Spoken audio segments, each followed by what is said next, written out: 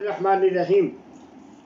Honorable subscribers throughout the world, my friends, followers, Hazreen और सामीन और नाज़रीन, Assalamu alaikum.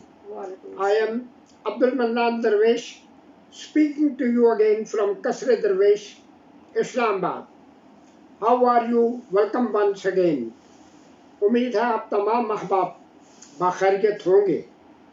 आज हम जिस टॉपिक पे बात करेंगे और जिसका इंट्रोडक्शन जिस पर्सन का आज करवाऊंगा वो उसके लिए हर्फ़े आज के तौर पे ये है, सब कुछ सही फराज पर इतना ज़रूर है, सब कुछ सही फराज पर इतना ज़रूर है, दुनिया में ऐसे लोग बहुत कम हैं दोस्तों।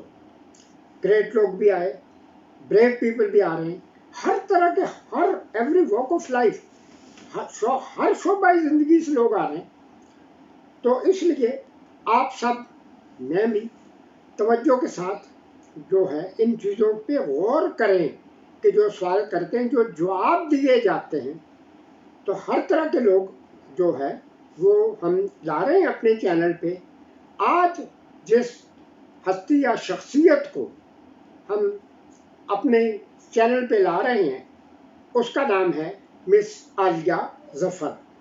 तफसील तो बाद में करते हैं। तो बेटा आलिया ज़फ़र, सबसे पहले मेरी तरफ से और मेरे तमाम जो हज़ारों सब्सक्राइबर और फॉलोअर पूरी दुनिया में इसको चैनल देखते, आपका शुक्रिया अदा करते हैं कि आपने अपने मसरूफ़ वक्त में से वक्त निकाला। सर आपका शुक्रिया। अस्सलाम वालेकुम सामीन। बहुत मेहरबानी। तो अब इसके बाद बजाय इसके कि मैं ज़्यादा बात बढ़ाऊँ, तो वो कलाम शायर बज़ुबान शायर वो ज़्यादा दिलचस्प चीज़ होती है। तो आलिया ज़फ़र से पहले बात करते हैं।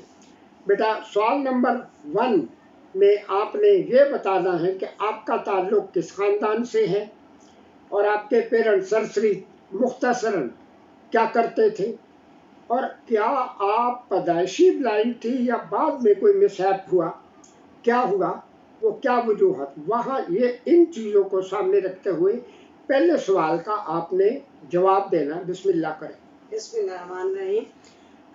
मेरा नाम आलिया ज़फ़र है और मैं इस्लामाबाद से बिलोंग करती हूँ और मेरे वालिदैन गवर्नमेंट मुलाजिम थे और मैं कुतुब शाही अवान, हम लोग उस खास से हैं कि हम लोग अहले सुन्नत वल जमात हैं। और मेरे वालिदैन, मेरी वालदा टीचर थी और मेरे वालिद मिनिस्टर ऑफ यूनिवर्सिटी में क्लास 1 ऑफिसर थे, प्राइवेट सेक्रेटरी थे। अच्छा, एक बात तो ये बताएं कि क्या आपकी डिसेबिलिटी से पहले कोई आप या अब आपके ख़ानदान में कोई और किसी तरह के डिसेबल लोग हैं, या मतलब ब्लाइंड डिसेबल जो भी हैं, या नहीं? नहीं, हमारी पूरी ख़ानदान में, पूरी फैमिली में कोई भी डिसेबल नहीं है। मैं वेरी फर्स्ट वन थी जिसकी नज़र एक हादसे की वजह से गई। ये हो गया।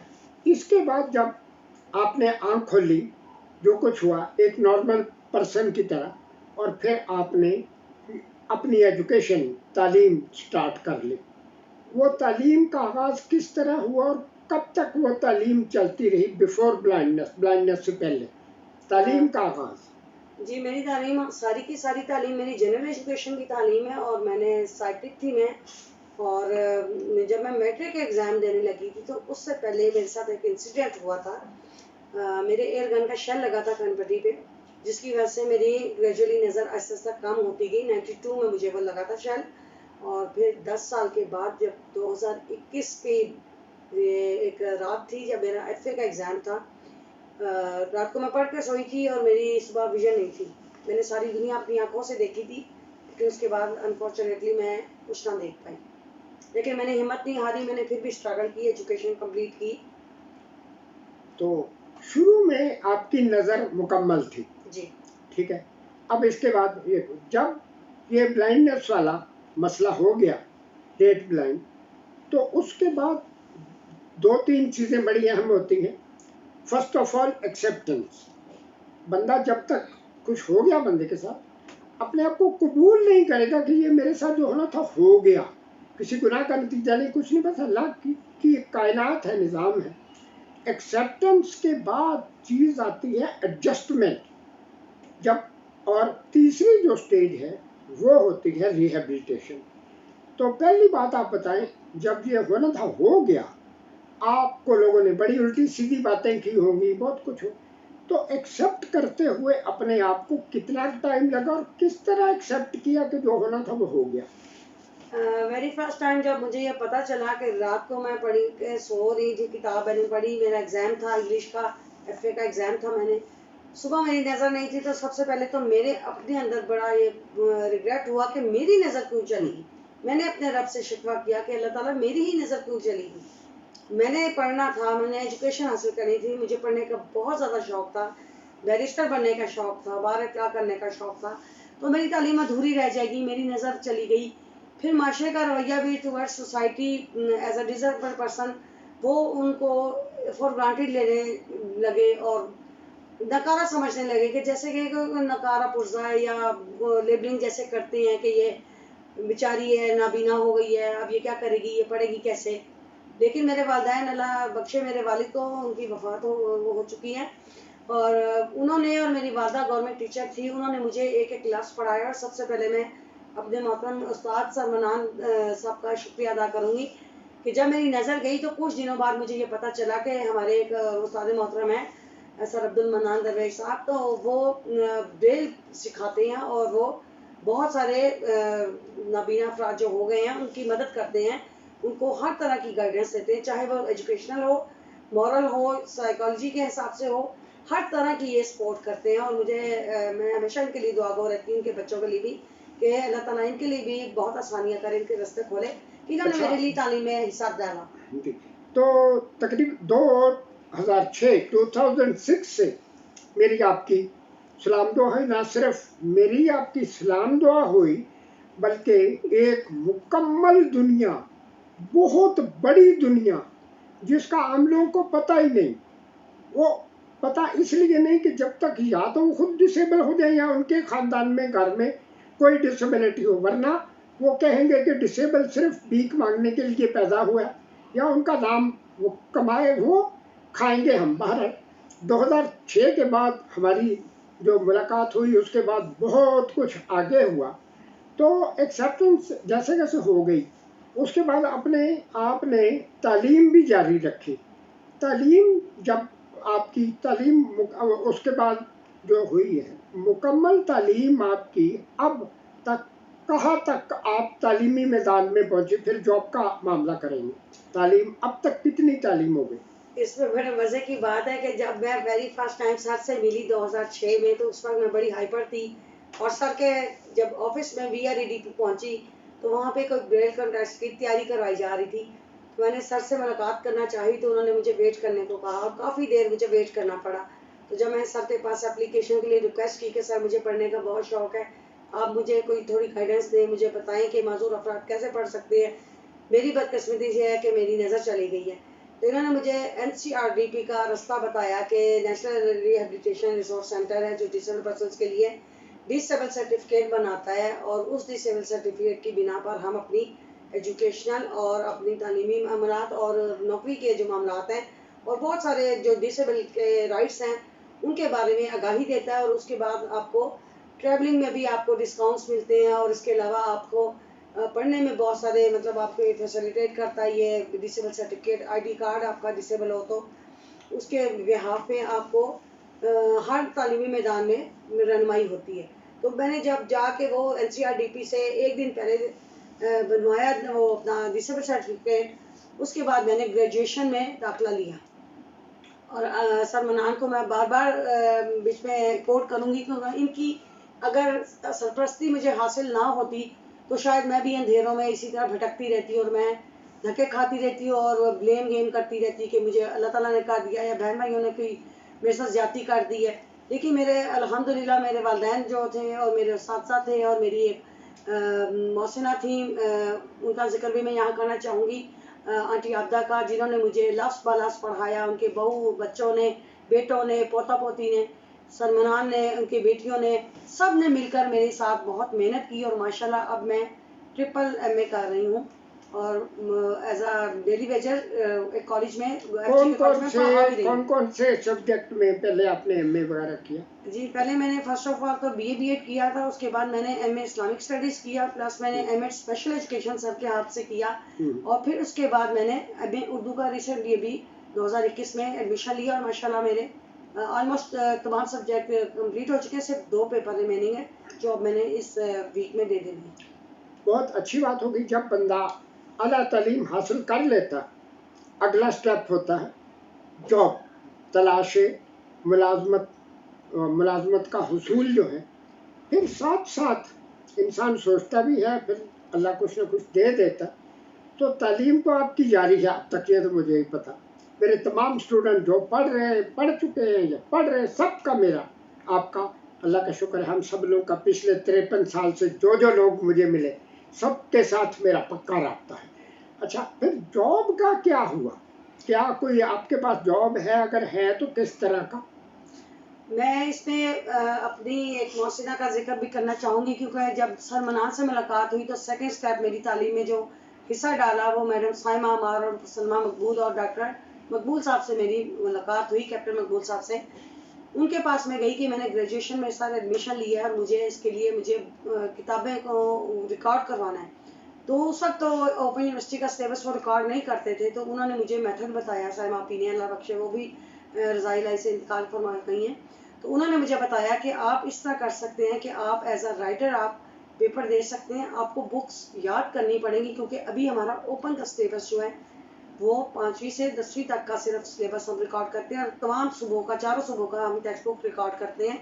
बट अनफॉर्चुनेटली अभी हमने ओपन का सिलेबस स्टार्ट करना शुरू नहीं किया। जब मुझे उन्होंने एक मशल दिखा दी कि मैं उस जरिए से, यानी कि हम रीडिंग मेथड को याद करके, हिफ्स करके किताबों को हम पढ़ सकते हैं, तो फिर मैंने उन आंटी आबदा से रब्ता किया जो मुझे अपनी बेटी बनाया था, उन्होंने मुझे किताबें रीड करना शुरू की, और मैंने एग्ज़ाम दिए, और राइटर रखकर मैं एग्ज़ाम देती थी, और माशाल्लाह से मुझे मेरा हाफजा हादसे के बावजूद भी, क्योंकि मेरी हेड इंजरी थी, काफ़ी 8-9 साल 10 साल ब्लीडिंग हुई थी, उसके बावजूद भी मैं बड़ी लगन के साथ मेहनत करती थी, रोज़ उनके घर जाती थी, पढ़ती थी, और वो रात को 8 बजे 9 बजे 10 बजे मुझे छोड़ के जाते थे घर।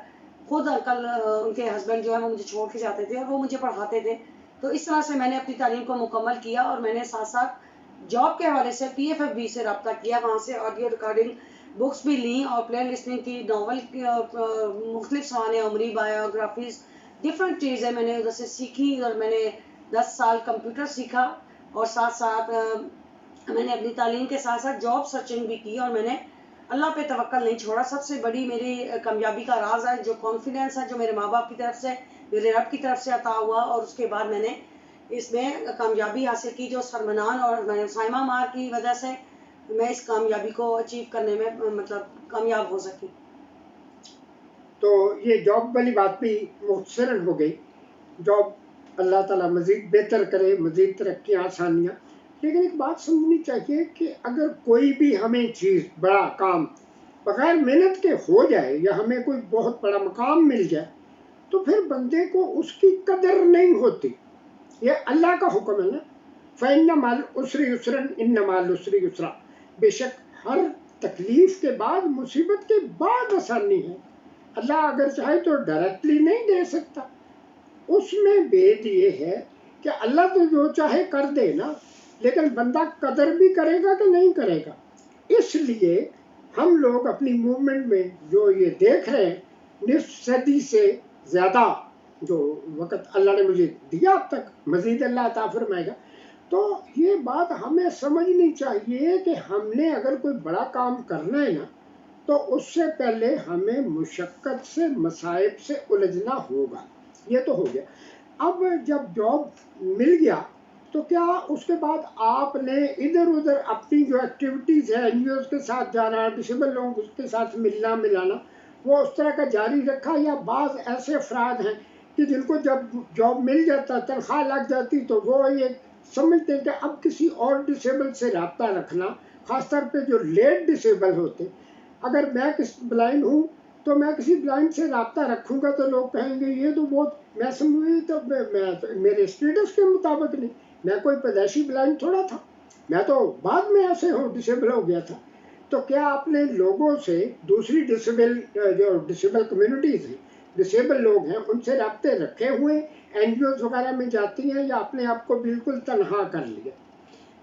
मैं इसका आगाज एक शेर से करूंगी। इल्हाम इकबाल का बहुत खूबसूरत शेर है और मेरा बिलीफ भी है इस पे कि हिम्मत है तो पैदा कर फरदौसे बरी अपना, हिम्मत है तो पैदा कर फरदौसे बरी अपना, मंगी हुई जन्नत से दोज़ख का अज़ाब अच्छा।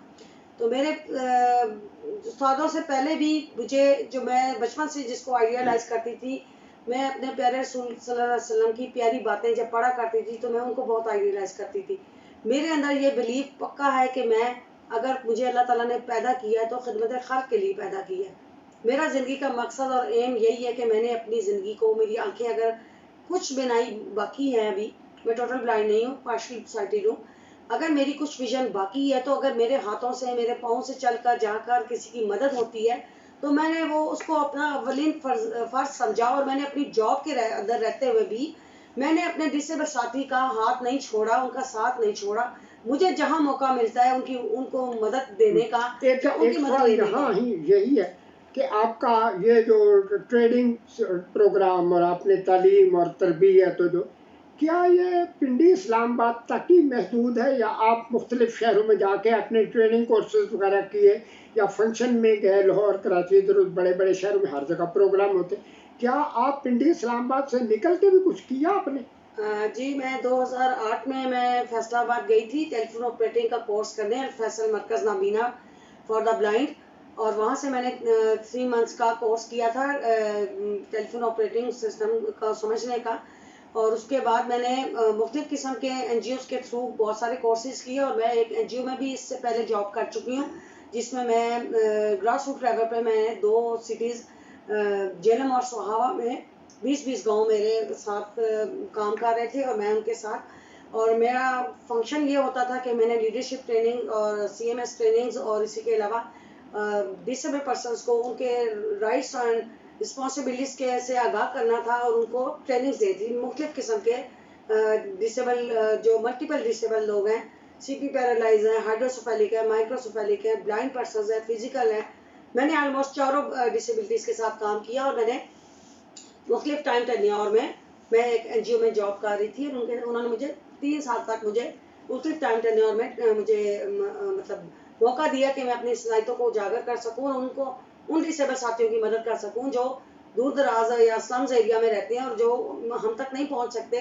जो उनके वसाइल नहीं है, या उनके पेरेंट्स उनको एक वो मिथ के ज़रिए से उन्हें छुपा के रखते हैं और उन्हें बोझ समझते हैं या उन्हें गुनाह का ज़मरा समझते हैं। लेकिन ये सब लेबलिंग जो की जाती है, ये एक गलत रस्म है कि जो हमें मतलब अछूत समझा जाता है या हमें माशरे से कट के रहना पड़ता है और हमें वो एक कॉर्नर कर देते हैं कि शायद हम लोग किसी काबिल नहीं हैं। हालांकि हम लोग देखें तो डिसेबिलिटी हर एक इंसान में मौजूद है, किसी की नज़र आ जाती है, किसी की नज़र नहीं आती। ये बात डिसेबल हम सब है। ये बात जरा बाद में करते।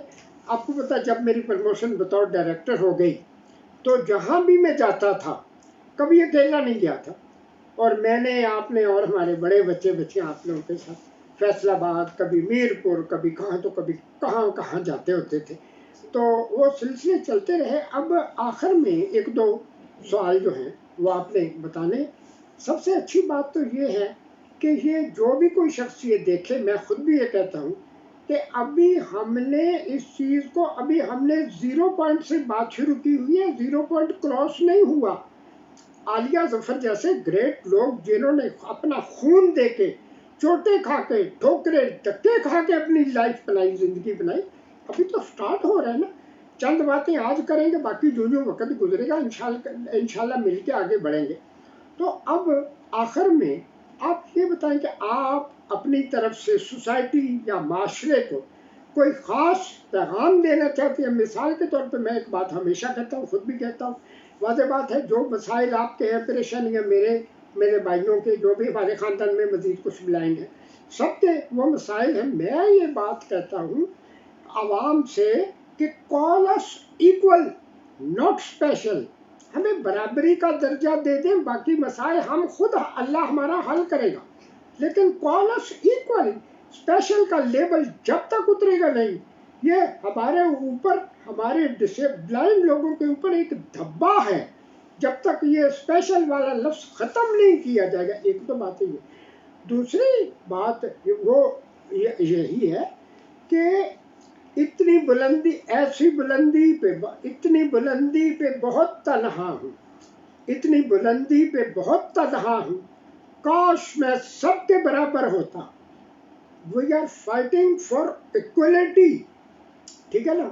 और यही वाली बात है। तो इसकी रोशनी में आप माशरे को क्या पैगाम देगी? जो मैं एक बात कहता होता हूँ कि blindness not a disability in our days. दुनिया इतनी तरक्की कर गई है, कौन सा शोबा है दुनिया में जहाँ ब्लाइंड काम नहीं कर रहे? तो blindness is not a disability in our days, लेकिन सिर्फ समझने की बात है। तो आप अपना पैगाम दें माशरे और सोसाइटी को। मैं अपना जो माशरे को पैगाम देना चाहती हूँ वो 2-3 तबकात से मुंसलिक है। मैं मुख्तसर बताऊंगी कि 2-3 लोग इस माशरे में जो करैक्टर में आते हैं। देखिए, फ़र्द और माशरा एक दूसरे के लिए लाजमा मंजूम है। फ़र्द के बगैर माशरा कुछ नहीं और माशरे के बगैर फ़र्द कुछ नहीं है। अगर हम माशरा हमें कबूल नहीं करेगा, हमें ऑन नहीं करेगा, हमें इक्वल राइट्स नहीं देगा, हमें जॉब की अपॉर्चुनिटी नहीं देगा, हमारे एडमिशन में प्रॉब्लम क्रिएट करेगा, हर्डल्स क्रिएट करेगा, बैरियर फ्री सोसाइटी हमें नहीं प्रोवाइड की जाएगी, या हमें अछूत समझा जाएगा, या हमें किसी भी काम को करने से पहले नहीं ये ब्लाइंड है, ये क्या कर सकेगा, नहीं आप बैठिए, आप नहीं कर सकती। जब हमें इस तरह की डिस्क्रिमिनेशन का सामना होता है तो हमारा दिल अंदर से एहसास कमतरी में मुब्तला हो जाता है। हमारी आप सबके सामने हमारी हुकूमतें भी क्या कर रही हैं हमारे लिए, हमारी एनजीओज भी बहुत सारी कोशिश कर रही हैं, लेकिन जो डिसेबल है उसको उसके इक्वल राइट देने चाहिए। अगर आपके आइन 1973 के अंदर 2% डिसेबल कोटा है, जो आपके अब 4% हो गया है, जो सिर्फ कागजी कार्रवाई में है, इम्प्लीमेंटेशन कहीं पे भी नहीं है, आप लोग 1% भी इम्प्लीमेंटेशन नहीं कर सकते। तो फिर हमारे लिए तो ये बड़े अफसोस की बात है कि हम इतने ज़्यादा क्वालिफाइड, हाईली क्वालिफाइड होने के बाद भी अगर हम लोग कहीं जाकर वेट मशीन लगा कर बैठे, या हम कहीं रेडी पर कहीं रेडी लगा के बैठे, या किसी दुकान पे हम काम करें, या किसी घर में काम करें, तो ये हमारे लिए बड़ी मायूब बात है। हमें हमारी तालीम के अकॉर्डिंगली हमें हमारा हक देना चाहिए, जो हमें माशरे में एक अहम शहरी बनाने में करामत हो सके कि हम जिंदगी में बहुत बड़े क्राइसिस से गुजर कर और अल्लाह की आजमाइश से गुजर के हम इस इदारे तक पहुंचते हैं। तो हम लोगों को ये एहसास होता है कि हम लोगों को अगर एक्सेप्टेंस नहीं मिलेगी, माशरा कबूल नहीं करेगा, तो हम एक्सेल कैसे कर सकेंगे। हमें एक तो एक्सेप्टेंस चाहिए, एक हमारा जो डिसेबिलिटी राइट बनता है कि हमें जॉब अपॉर्चुनिटी फराहम की जाए, और या ऐसे स्किल्स के अंदर हमें जब सिखाई जाती हैं तो उनको भी फुलफिल किया जाए। अगर किसी एनजीओ सेक्टर में हमारे जैसे डिसेबल पर्सन की जॉब बनती है तो उन्हें उस क्राइटेरिया पे अगर फुलफिल करते हैं तो उन्हें जॉब दी जाए। और माशरे का से ये गिला है कि माशरा हमें जब कहीं सड़क पार करवानी होती है तो फौरन से आके हमारे हाथों को छूता है, चाहे वो फीमेल है या मेल है, उनको पता ही नहीं है, अवेयरनेस ही नहीं है। हम बहुत सारे वाइट कैन सेफ्टी डे के प्रोग्राम करते हैं, 3 दिसंबर के डिसेबिलिटी डे मनाते हैं जो आलमी दिन है हमारे, लेकिन लोगों को अभी भी अवेयरनेस की कमी है। गाड़ियों वाले हमारे ऊपर से गुजर जाते हैं, हमें हिट करके चले जाते हैं। मेरे अपने बहुत सारे रोड एक्सीडेंट हो चुके हैं। ये तो बहुत अहम बात है ना, जो आपने खुलासा कलाम यानी हासिल कलाम के तौर पे जो बातें बताई हैं, उसमें तो कोई शक वाली बात ही नहीं है ना कि। लेकिन जो बात आप कर रही हैं, एक बात मेरे जहन में आती है, first of all except yourself. सबसे पहले हम अपने आप को कबूल करें, हम, हमारे बहन भाई, हमारे वालिदैन। अल्लाह जब तक हम खुद, हमारे बहन भाई, वालिदैन हमें कबूल नहीं करेंगे, माशरा हमें कबूल नहीं करेगा। माशरा किसका नाम है? मेरा, आपका, मेरे बहन भाई, आपके बहन भाई। सो माशरे को भी ये समझना चाहिए कि अगर आज आपके घर में या नज़दीक कोई डिसेबल नहीं है, कहते हैं ना कि डिसेबिलिटी एक ऐसा वाकया है जो किसी भी वक्त, किसी भी जगह, किसी के भी साथ हो सकता है। आज मैं ब्लाइंड हूँ, अलिया जफर का यह मसला है, तो आप कहें चलो छोड़े उनका मसला, हमें क्या इससे तरफ से रुका। अगर हमारे साथ जो मसला हो गया आपके साथ नहीं हो सकता, अल्लाह ताला माफ़ करे सबको। तो बेटा आखिर में मैं अपनी तरफ से अपने सब्सक्राइबर्स और फॉलोअर्स जो भी मेरे हैं, आपका बहुत बहुत मशहूर हूँ और मेरी तवक्को से ज़्यादा मुझे आपकी बातें सुन के मैंने एंजॉय किया, बड़ा कुछ हासिल किया और इंशाल्लाह मिलके इस चैनल को आगे बढ़ाएंगे। हमारा मकसद कतई ये नहीं है कि मोनेटाइज हो जाए, पैसे मिले, इतने डॉलर मिले, उतने नहीं। हम सब लोग माशरे में एक ऐसा इनकलाब लाएंगे कि जब हम चले जाएंगे तो आने वाली दुनिया हमें याद करेगी। दुनिया के लिए कुछ छोड़ के जाएंगे तो याद करेगी, वरना दुनिया को तो अपने मसाइल से फुर्सत नहीं है। तो तमाम की तरफ से है बहुत बहुत शुक्रिया। इस तवक्को के साथ फिर तफसीली मुलाकात होगी। आखिर में एक बात मैं कहना चाहूँगी कि इंसान को पहले, वाकई सर ने बिल्कुल बात सही की है, मैं इसको सेकंड करूँगी कि इंसान को पहले अपनी ज़ात के बारे में और अपनी कमियों के बारे में पता होना चाहिए कि उसमें क्या खूबियाँ हैं, क्या खामियाँ हैं। उसको ओवरकम करना चाहिए, ना कि आप अपने आप को हाथ का छाला बना के रखें कि जी मैं तो माजूर हो गया, मुझे हर बंदा कोई स्पेशल प्रोटोकॉल दे।